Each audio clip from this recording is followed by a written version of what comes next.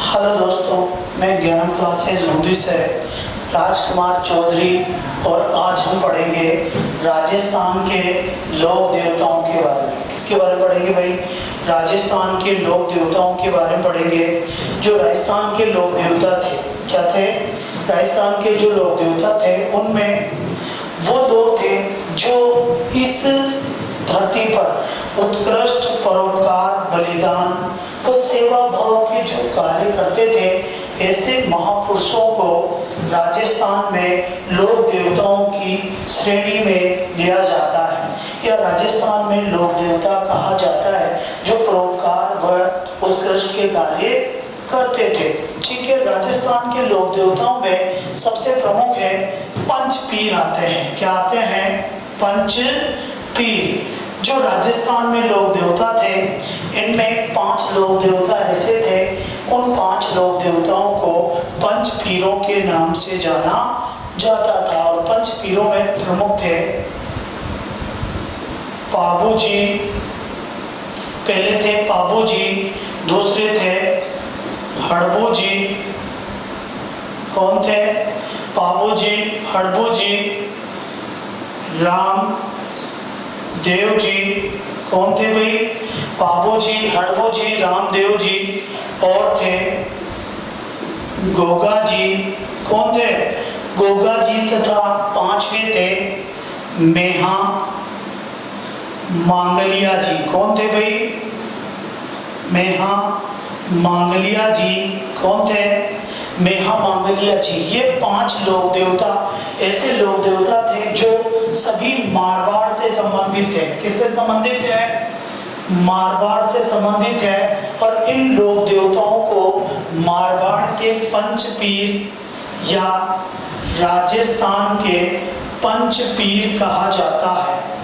मारवाड़ के पंच पीर या राजस्थान के पंच पीर पाबू जी, हड़बू जी, रामदेव जी, गोगा जी और मेहा मांगलिया जी को कहा जाता है। किसे कहा जाता है भाई? मेहा मांगलिया जी को कहा जाता है। राजस्थान में पंच पीर कहा जाता है। ठीक है, राजस्थान में एक देवता है तेजा जी। कौन सा है? तेजा जी। तेजा जी राजस्थान के किसके? राजस्थान के आराध्य लोक देवता माने जाते हैं। राजस्थान के आराध्य लोक देवता जो है वो तेजा जी हैं। कौन है? तेजा जी है। लेकिन तेजा जी को पंच पीरों में शामिल नहीं किया जाता। पंच पीर केवल पाबू जी, हड़बू जी, रामदेव जी, गोगा जी और मेहा मांगलिया जी ही है। और इन पंच पीरों को साथ साथ हम राजस्थान के प्रमुख लोक देवताओं के बारे में पढ़ेंगे। किसके बारे में पढ़ेंगे? राजस्थान के प्रमुख लोक देवताओं के बारे में हम पढ़ेंगे। और सबसे पहले हम पढ़ेंगे पाबू जी के बारे में। किसके बारे में पढ़ेंगे भाई? पाबू जी के बारे में पढ़ेंगे। ठीक है, पाबू जी के बारे में पढ़ेंगे और बात करते हैं पाबू जी राठौड़। किसकी करते हैं?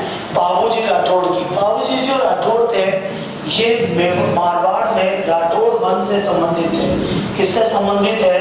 मारवाड़ में राठौड़ वंश से यह संबंधित है जो पाबू जी राठौड़ थे। ठीक है, इनकी पहले जीवनी के बारे में, जन्म के बारे में बात कर लेते हैं। जो पाबू जी राठौड़ था, पाबू जी राठौड़ का जन्म, जो पाबू जी राठौड़ थे, पाबू जी राठौड़ का जन्म 1239 ईस्वी में, पाबू जी राठौड़ का जन्म 1239 ईस्वी में कोलो गांव फलोदी जोधपुर में हुआ था।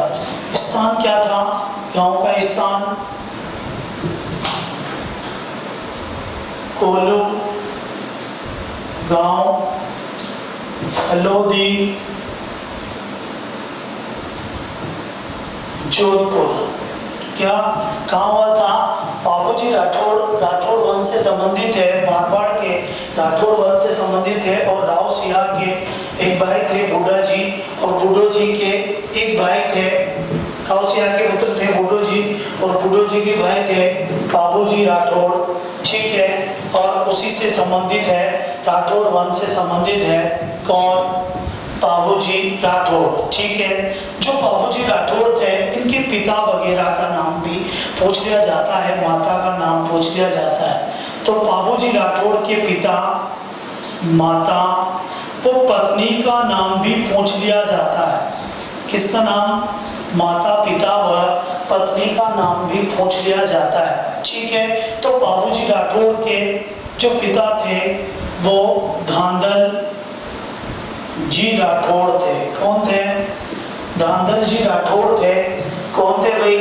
धांधल जी राठौड़ थे जो राठौड़ राजवंश से संबंधित थे। ठीक है, इनकी माता थी कमला देव। माता कौन थी? इनकी माता थी कमला देव। पत्नी थी, इनकी जो पत्नी थी उस पत्नी का नाम था सुत्यार दे या फूलम दे। पत्नी कौन थी इनकी? सुत्यार दे या फूल दे, फूलम दे। जो ये सत्यार दे और फूलम दे थी ये अमरकोट पाकिस्तान का, किसकी, कहाँ की थी ये? अमरकोट पाकिस्तान में जो शासक थे वो लोधा कहलाते थे, लोधा। ठीक है, तो ये अमरकोल के सूरजमल लोधा की पुत्री थी। किसकी थी? सूरजमल लोधा की पुत्री थी। किसकी पुत्री थी? सूरजमल लोधा की पुत्री थी। ठीक है, ये जो इनके उपनाम, बाबूजी राठौड़ के उपनाम भी पूछ लिए जाते हैं। क्या पूछ लिए जाते हैं? इनके उपनाम पूछ लिए जाते हैं। क्या पूछ लिए जाते हैं?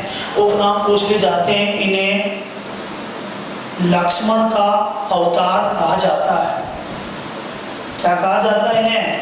लक्ष्मण का अवतार कहा जाता है। इन्हें ऊंटों का, किसका? इन्हें ऊंटों का रक्षक देवता कहा जाता है। ऊंटों का रक्षक देवता कहा जाता है तथा इन्हें ही प्लेग रक्षक देवता भी कहा जाता है। ठीक है, और गायों का रक्षक देवता कहा जाता है। गायों का रक्षक देवता भी इन्हें कहा जाता है। किन्हें कहा जाता है? बाबूजी राठौड़ को कहा जाता है। किन्हें कहा जाता है भाई? बाबूजी राठौड़ को कहा जाता है। बात समझना, जो बाबूजी राठौड़ थे क्या थे? बाबूजी राठौड़ के पास एक घोड़ी थी। क्या थी? घोड़ी।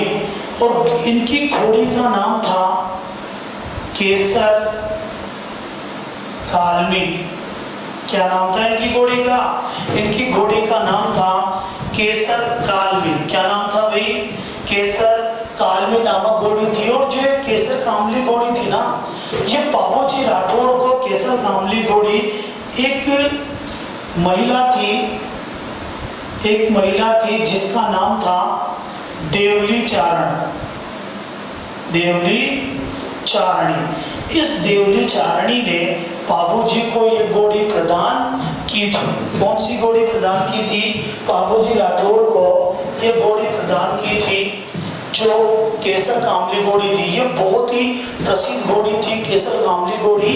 और केसर कामली जो घोड़ी थी, इस केसर कामली घोड़ी को जो बाबूजी राठौड़ का एक बहनोई था, इन बाबूजी राठौड़ जो थे, इन बाबूजी राठौड़ का एक बहनोई था जिसका नाम था जिंद राव खींची। बाबूजी राठौड़ का एक बहनोई था जिंद राव खींची। और जिंद से याद रखना, ये जायल नागौर के रहने वाले थे। कहाँ के रहने वाले थे? जायल नागौर के थे जिंद राव खींची, जो बाबूजी के बहनोई थे। क्या थे? बाबूजी के बहनोई थे। और ये बाबूजी के जो बहनोई थे जिंद राव खींची, ये जिंद राव खींची भी बाबूजी की तरह ही इस देवली चारण से केसर कामली घोड़ी की इस जिंद राव खींची ने मांग की थी देवली चारणी से, ठीक है। लेकिन इस देवली चारणी को ने केसर कामली घोड़ी किसको प्रदान कर दी? बाबूजी राठौड़ को प्रदान कर दी। और बाबूजी राठौड़ ने देवली चारणी को एक वचन दिया कि जब भी देवली चारणी की गायों पर कोई संकट आएगा, जब भी देवली चारणी की गायों पर कोई संकट आएगा, तो बाबूजी राठौड़ भले ही किसी भी स्थिति में हो, किसी भी परिस्थिति में हो, लेकिन वो उसकी घोड़ी की रक्षा और उसकी गायों की रक्षा करेंगे। देवली चारणी को ये वचन दे दिया। किसने? बाबूजी राठौड़ ने दे दिया। और देवली चारणी ने केसर कामली घोड़ी किनको प्रदान की? बाबूजी राठौड़ को प्रदान की। अब जिंदराव खींची जो बाबूजी का बेनोई था, वो भी देवली चारणी से केसर कामली घोड़ी लेना चाहता था, लेकिन देवली चारणी ने बाबूजी को दे दी, जिससे जिंदराव खींची बाबूजी से नाराज हो गया। क्या हो गया? बाबूजी से नाराज हो गया। और जब बाबूजी से नाराज हो गया तो उसी समय एक घटना घटित हुई, ठीक है। और बाबूजी का विवाह था। क्या था? जो बाबूजी राठौड़ थे, कौन थे? बाबूजी राठौड़ का विवाह था। क्या था? बाबूजी राठौड़ का विवाह हो रहा था, ठीक है। मारवाड़ जोधपुर में हो रहा था, मारवाड़ जोधपुर में हो रहा था। और पास में ही देवली चारणी थी। कौन थी? देवली चारणी थी। और इधर जायल जो नागौर था, इस जायल नागौर में जिंदराव खींची था। अब जब बाबूजी राठौड़ का विवाह हो रहा था, क्या हो रहा था? बाबूजी राठौड़ का जब विवाह चल रहा था, तो इस जिंदराव खींची ने इस देवली चारणी की गायों का अपहरण कर लिया। क्या कर लिया? देवली चारणी की गायों का अपहरण कर लिया, जब बाबूजी राठौड़ का विवाह हो रहा था। अब जैसे ही देवली चारणी की गायों का अपहरण किया, जायल नागौर के जिंदराव खींची ने नागौर की तरफ बढ़ रहा था, तब बाबूजी राठौड़ को पता चला कि देवली चारणी की गायों का अपहरण कर लिया है। क्योंकि देवली चारणी कहाँ पहुंच गई? विवाह स्थल पर पहुंच गई। और बाबूजी से कहा कि बाबूजी राठौड़, आपने मुझे वचन दिया था कि जब भी मेरी गायों पर संकट आएगा तो आप उनकी मदद करेंगे। और उस समय बाबूजी राठौड़ का विवाह चल रहा था और इनके केवल 3.5 फेरे ही हुए थे। 3.5 फेरे हुए थे। और बाबूजी राठौड़ ने 3.5 फेरों से ही अपना वचन याद आ गया और विवाह को छोड़ दिया और जिंदराव खींची के पास देवली चारणी की गायों को छुड़ाने के लिए चले गए। वहीं पर देचो गांव के समय नागौर जिंदराव खींची अपने बहनों से लड़ते हुए बाबूजी राठौड़ की क्या हो गई? मृत्यु हो गई। क्या हो गई? बाबूजी राठौड़ की मृत्यु हो गई, ठीक है। देचो गांव नागौर में हो गई थी। कहाँ पे हो गई थी? देचो गांव। नागौर अभी जोधपुर में पड़ता है। देचो गांव जोधपुर के समक्ष जिंदराव खींची से लड़ते हुए, अपने बहनों से लड़ते हुए बाबूजी राठौड़ की मृत्यु हो गई थी। बाबूजी राठौड़ ने अपने विवाह के समय 3.5 फेरे लिए थे और 3.5 फेरों के बाद ही छोड़ दिए थे। इसीलिए बाबूजी राठौड़ को 3.5 फेरे वाले लोक देवता भी कहा जाता है। क्या कहा जाता है भाई? बाबूजी राठौड़ को 3.5 फेरे वाले लोक देवता के रूप में भी जाना जाता है, ठीक है। किसके रूप में जाना जाता है? 3.5 फेरे वाले लोक देवता के रूप में भी जाना जाता है। प्लेग रक्षक लोक देवता के रूप में भी जाना जाता है, ठीक है। जो बाबूजी राठौड़ था, ठीक है, बाबूजी राठौड़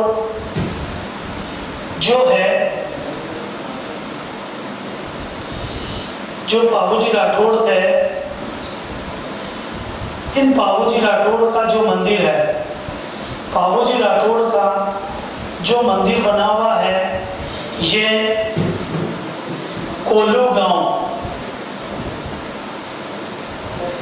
गांव जोधपुर में स्थित है। कहाँ पे स्थित है? कोल्लू गांव जोधपुर में बाबूजी राठौड़ का प्रमुख मंदिर बना हुआ है।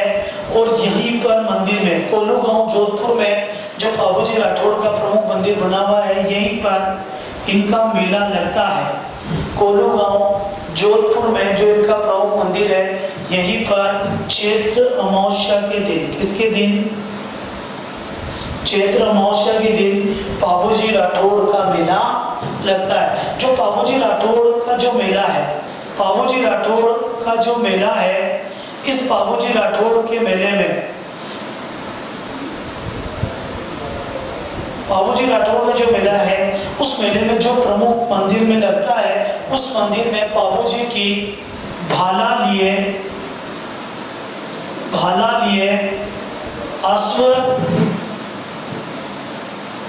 अश्वरोही के रूप में पूजा होती है।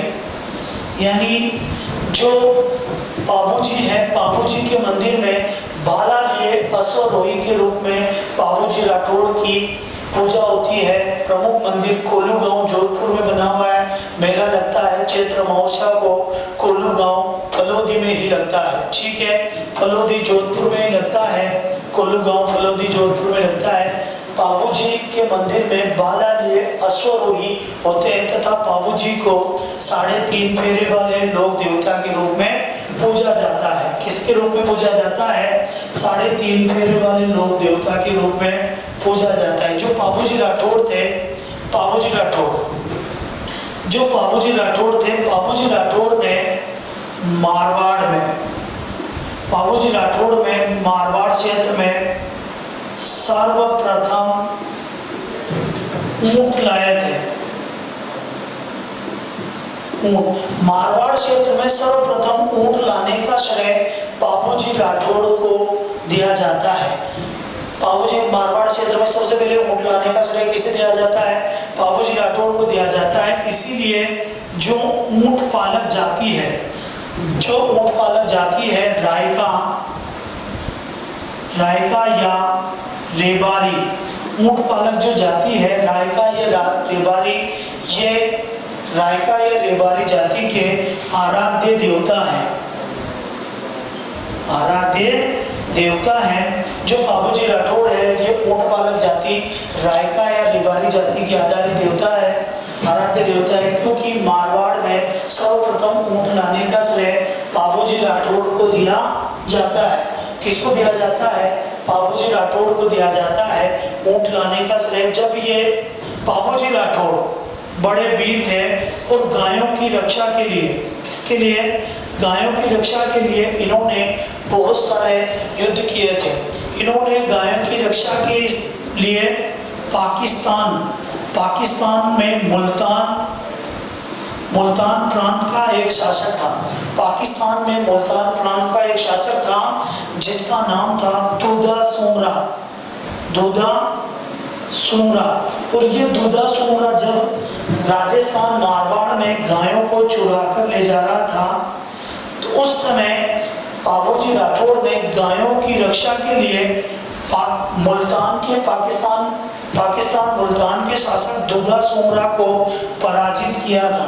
पराजित कर उसे यहाँ से वापस भेज दिया था और बाबूजी राठौड़ ही मारवाड़ में सर्वप्रथम ऊंट लाए थे। क्या लाए थे भाई? मारवाड़ में सर्वप्रथम ऊंट लाने का श्रेय भी बाबूजी राठौड़ को ही दिया जाता है। किसको दिया जाता है? बाबूजी राठौड़ को दिया जाता है। बात करते हैं जो बाबूजी है, बाबूजी के लिए ये है, बाबूजी के लिए कहा जाता है जो मारवाड़ के एक प्रसिद्ध इतिहासकार हैं जिनका नाम है मोहनोत नैणसी। मारवाड़ के प्रसिद्ध इतिहासकार है मोहनोत नैणसी। और मोहनोत नैणसी ने अपनी पुस्तक में नैणसी ख्यात में बाबूजी राठौड़ की जो उत्पत्ति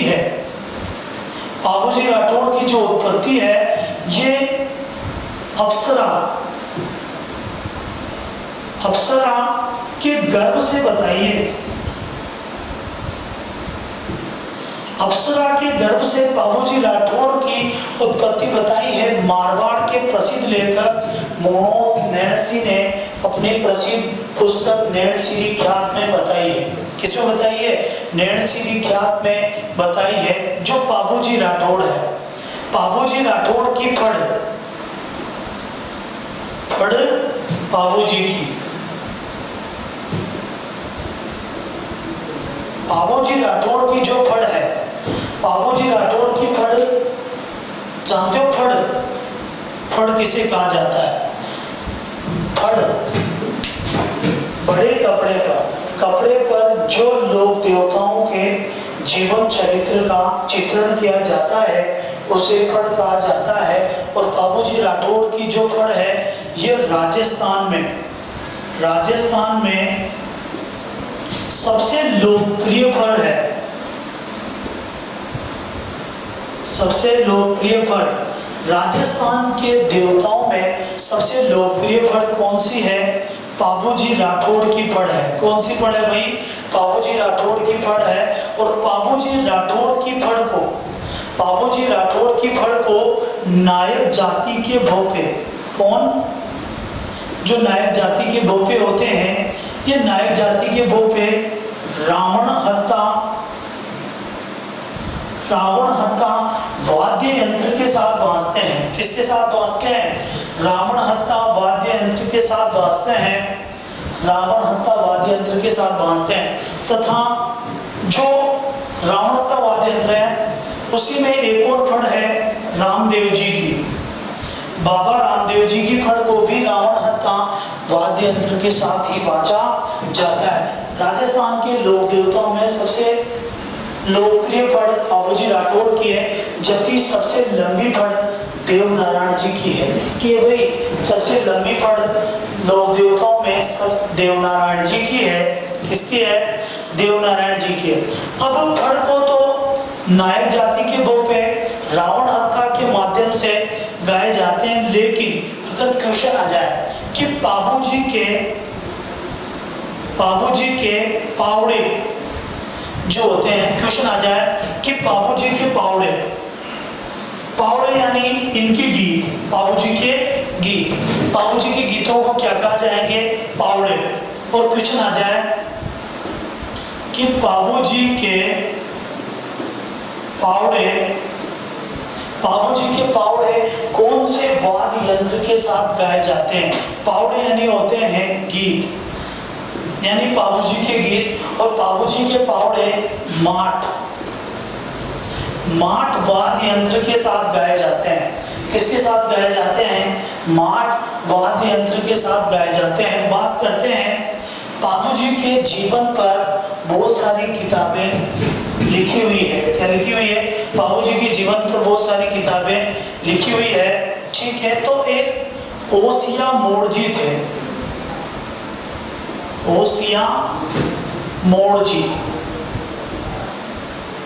ओसिया मोड़जी ने एक ग्रंथ लिखा है जिसका नाम है पाबू प्रकाश।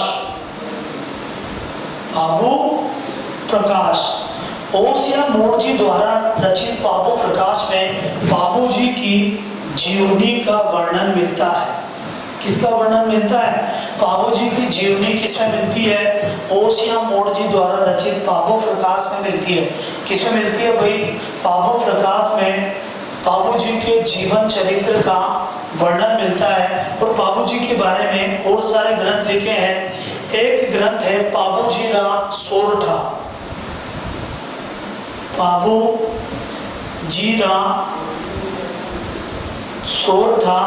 और पाबूजीरा जो सोरठा नामक ग्रंथ है, ये रामनाथ ने लिखा था। किसने लिखा था? रामनाथ ने। पाबूजी के जीवन पर बहुत सारे ग्रंथ लिखे हुए हैं ओसिया मोड़जी द्वारा। तो पाबू प्रकाश नामक ग्रंथ लिखा गया है जिसमें पाबूजी की जीवनी का वर्णन मिलता है। एक पाबूजीरा सोरठा है जो रामनाथ ने लिखा है, और एक है पाबूजीरा छंद। क्या है? पाबूजीरा छंद है जो लिखा है बिट्ठू मरा ने। किसने लिखा है? बिट्ठू मरा ने लिखा है। किसने लिखा है भाई? बिट्ठू मरा नामक व्यक्ति ने पाबूजीरा छंद नामक ग्रंथ लिखा है। कौन सा लिखा है? तो 3 ग्रंथ बाबूजी के जीवन पर लिखे हुए हैं। एक बाबू प्रकाश, एक बाबूजीराव सोरठा, एक बाबूजीराव चंद। बाबू प्रकाश कोश या मूर्ति द्वारा लिखित है, जिसमें बाबूजी के जीवन चरित्र का वर्णन मिलता है। ठीक है, किसका मिलता है? जीवन चरित्र बाबूजीराव सोरठा रामनाथ द्वारा लिखा हुआ है, बाबूजीराव चंद बेटू मरा द्वारा लिखा हुआ है। किस पे लिखा गया है? बेटू मरा द्वारा लिखा गया है, बाबूजीराव चंद। अब कभी कभी क्वेश्चन आ जाता है कि बाबूजी के सहयोगी कौन थे? तो बाबूजी जो थे, इनके सहयोगी, बाबूजी के सहयोगी थे चांदा, डेमा व हरमल। इनके जो सहयोगी थे वो थे चांदा, डेमा व हरमल। बाबूजी के सहयोगी के रूप में जाने जाते हैं। जो बाबूजी हैं, बात समझना, बाबूजी लोक देवताओं में प्रसिद्ध हैं। बाबूजी लोक देवताओं में प्रसिद्ध है क्योंकि लोक देवताओं में इनकी दाईं ओर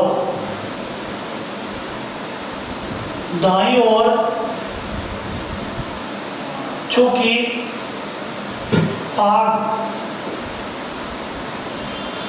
पाग के लिए प्रसिद्ध है। बाबूजी राठौड़ लोक देवताओं में अपनी या इनकी दाएं ओर झुकी हुई पाग के लिए प्रसिद्ध है। पाग यानी होती है पगड़ी। जो इनकी पगड़ी है ये दाईं ओर झुकी हुई है और लोक देवताओं में अपनी दाईं ओर झुकी हुई पगड़ी के लिए बाबूजी राठौड़ प्रसिद्ध है, जिन्हें प्लेग रक्षक देवता, गायों का रक्षक देवता, ऊंटों का रक्षक देवता, लक्ष्मण का अवतार, 3.5 पैरों वाले देवता, रायका या रेवाड़ी जाति के आराध्य देवता के रूप में पूजा जाता है। जो बाबूजी राठौड़ है और पंचपीर है, प्रमुख मेला लगता है।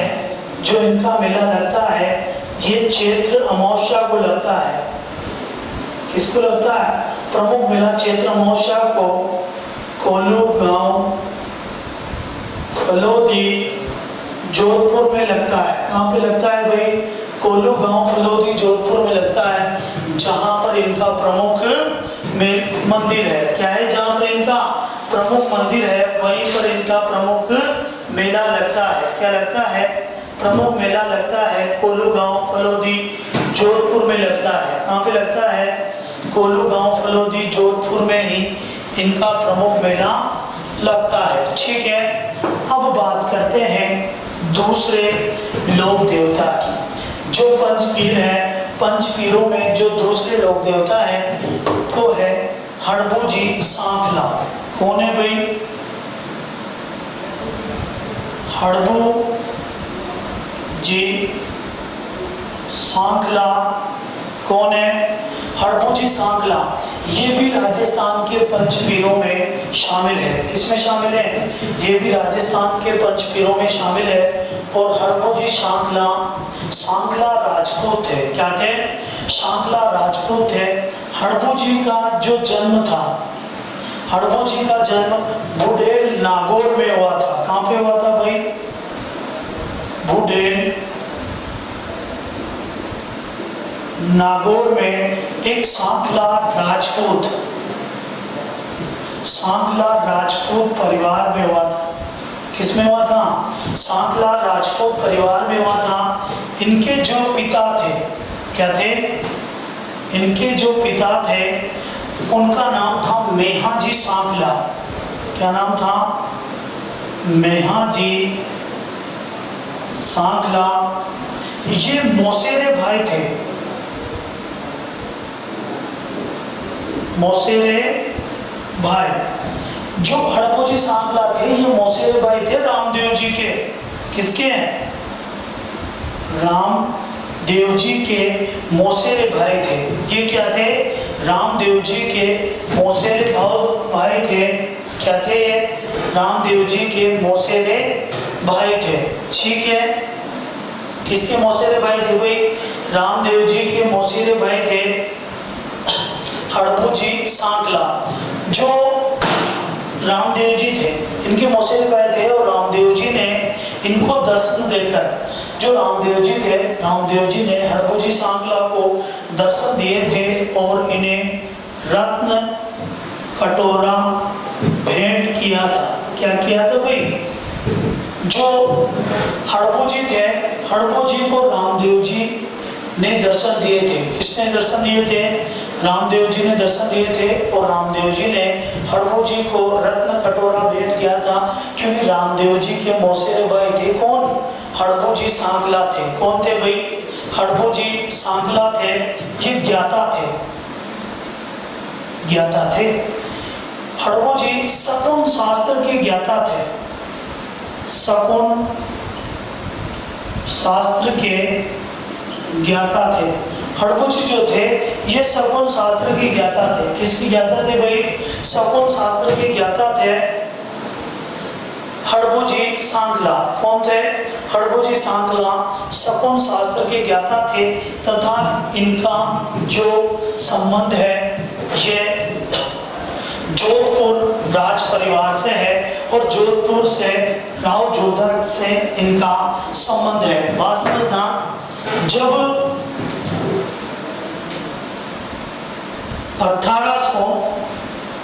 1438 में, बात समझना, 1438 में जब मेवाड़ के, किसके?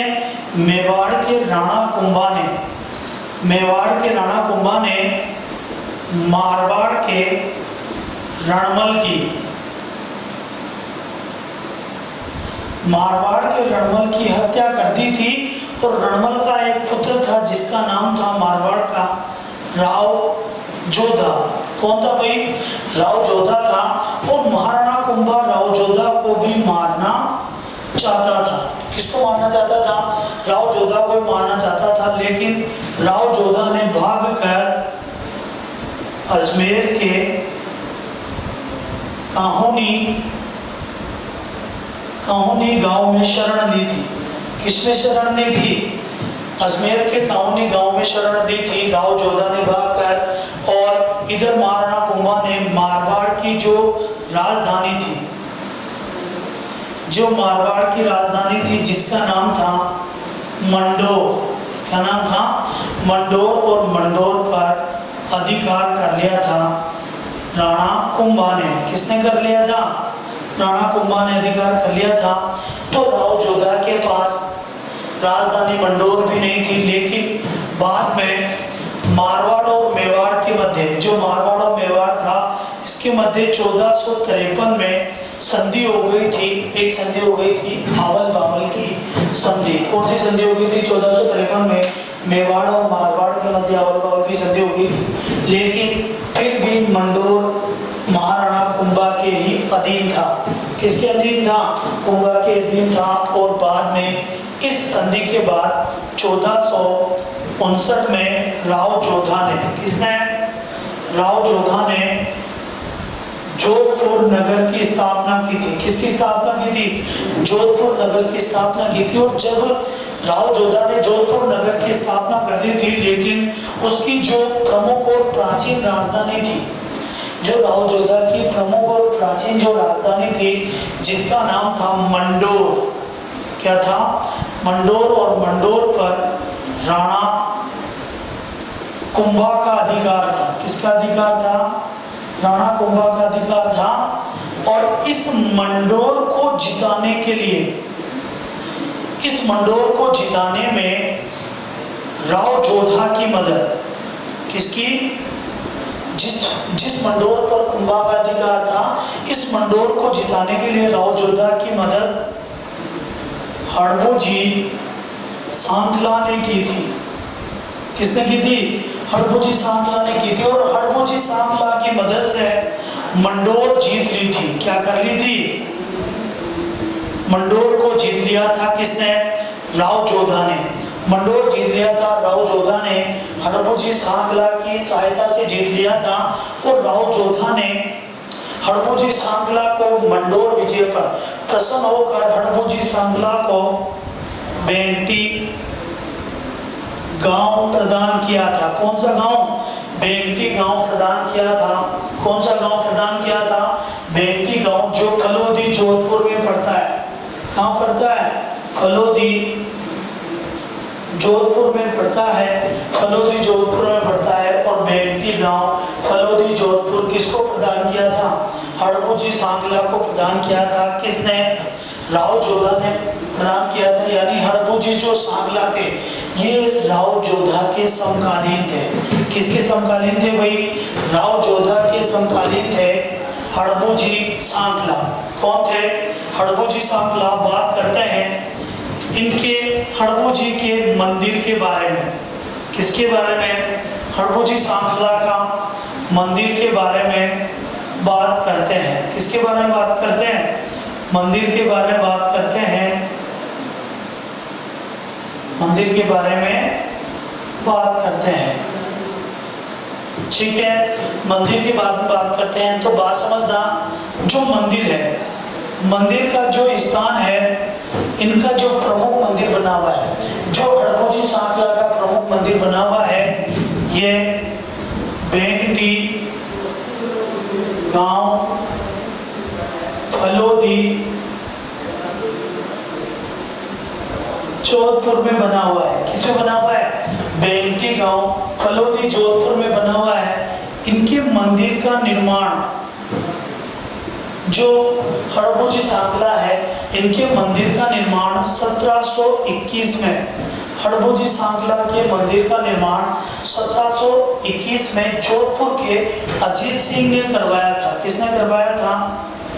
जोधपुर के अजीत सिंह ने करवाया था। ये अजीत सिंह वही है जिसको औरंगजेब की कैद से, जिसको औरंगजेब की कैद से मारवाड़ का अणबंदिया मोती जिसे कहा जाता है, जिनका नाम क्या है? दुर्गादास राठौड़। उन दुर्गादास राठौड़ ने जिन्हें औरंगजेब की कैद से छुड़ाया था, ये वही अजीत सिंह है। और अजीत सिंह ने जोधपुर में 1721 में बेंटी गांव फलोदी में हड़बूजी सांगला के मंदिर का निर्माण करवाया था। किसका निर्माण करवाया था? हड़बूजी सांगला के मंदिर का निर्माण करवाया था। हड़बूजी सांगला का जो मंदिर होता है, इसमें जो पुजारी होता है ये सांगला राजपूत होता है। क्या होता है? सांगला राजपूत इनका पुजारी होता है। हड़बूजी का पुजारी कौन सा होता है? सांगला राजपूत होता है। तथा जो इनका जो मंदिर होता है, इनका जो मंदिर है, इनका जो मंदिर है, इस मंदिर में गाड़ी की पूजा होती है, बैलगाड़ी। हड़बूजी सांगला के मंदिर में बैलगाड़ी की पूजा होती है।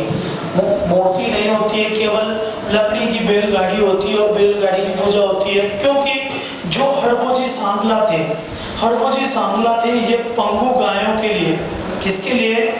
पंगु गायों के लिए, यानी जो पंगु यानी अपाहिज गायें होती है। हड़बूजी सांगला पंगु गायों के लिए, अपाहिज गायों के लिए, पंगु गायों के लिए या अपाहिज गायों के लिए दूर दूर से, कहाँ से? दूर दूर से चारा लेके आते थे। चारा लेके आते थे, दूर दूर से चारा लेके आते थे।